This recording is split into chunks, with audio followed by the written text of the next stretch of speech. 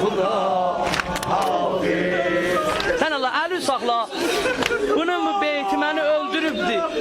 Fikir eləyəm, hər il Fatimiyyədə ömrümün axırına kimi oxuyacağım bunu.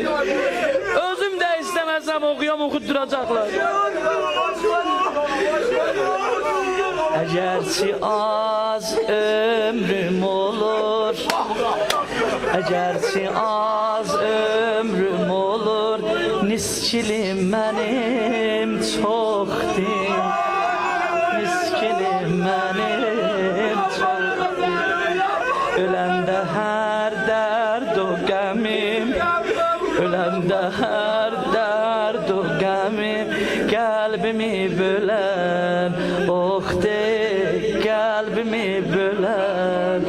Əli başıma dönüm, özüm məni qəbrə apar, özüm məni qəbrə apar, qardaşım mənim yoxdur, qardaşım mənim yoxdur. Həm oğlu çox göz saralar, həm oğlu çox ağlama Xuda